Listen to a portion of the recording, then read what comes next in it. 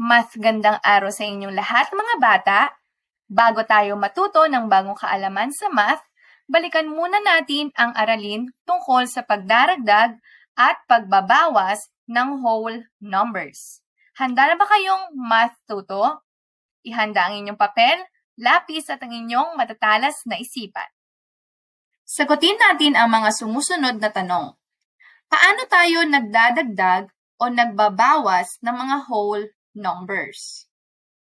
Nagdadagdag tayo sa pamamagitan ng pag-plus ng mga numbers sa parehong place value upang makuha ang kabuuan.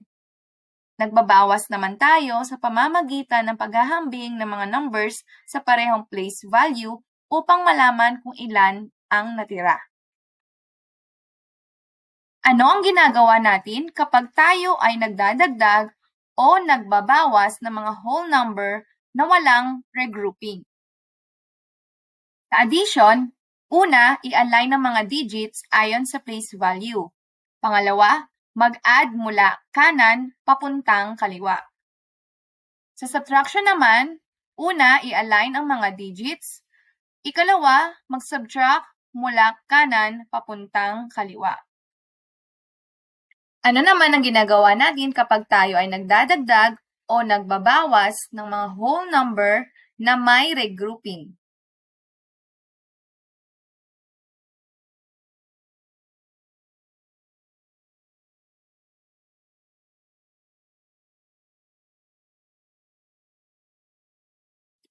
Magkaroon tayo ng mga halimbawa.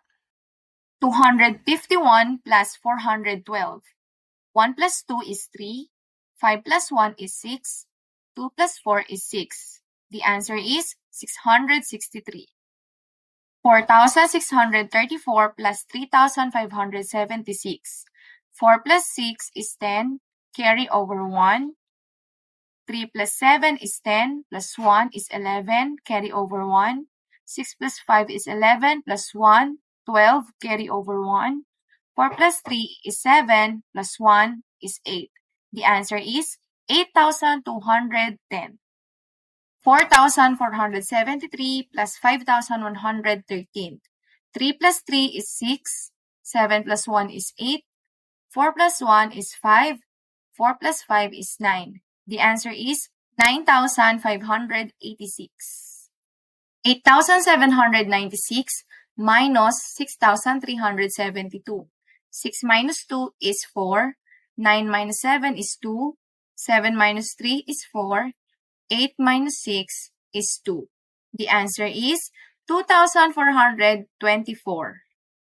2,312 minus 1,643. 2 minus 3 cannot be.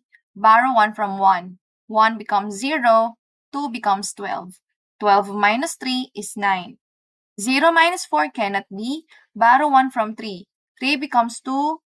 0 becomes 10. 10 minus 4 is 6. 2 minus 6 cannot be. Borrow 1 from 2. 2 becomes 1. 2 becomes 12. 12 minus 6 is 6. The answer is 669. Ngayon ay magsisimula na tayo sa ating bagong aralin.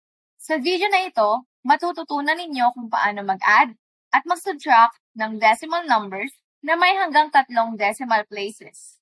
Tignan natin ang problemang ito.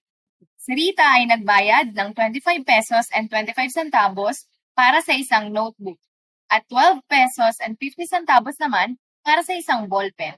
Magkano ang kabuuang nagastos ni Rita?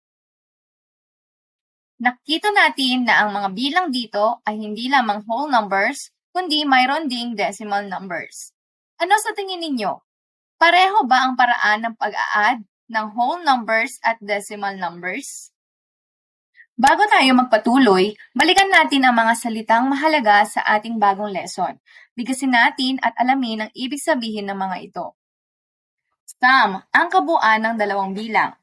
Difference, ang resulta ng pagbabawas.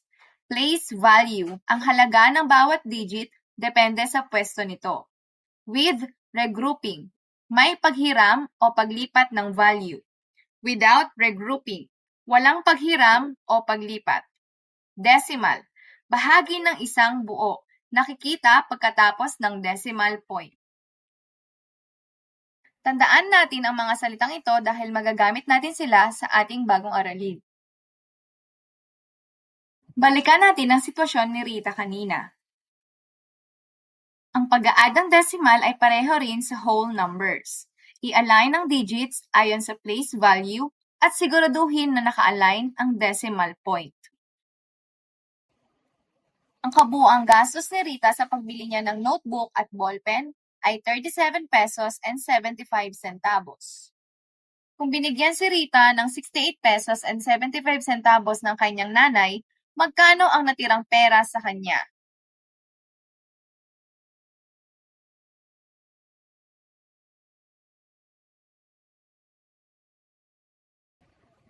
Ang natirang pera kay Rita ay 31 pesos. Kapag hindi pantay ang bilang ng decimal places, magdadagdag tayo ng 0 bilang placeholder.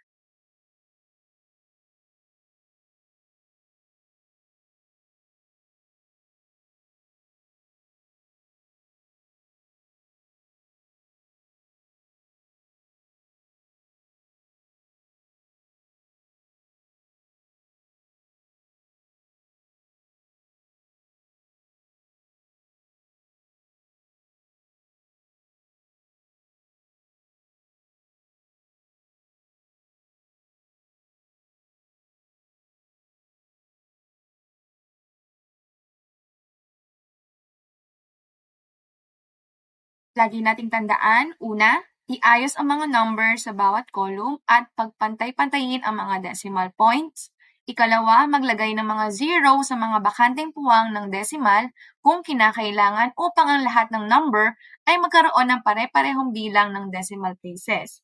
At pagkatapos, pwede nang mag-add or subtract. Subukin natin ang inyong galing. Sagutan ang mga sumusunod.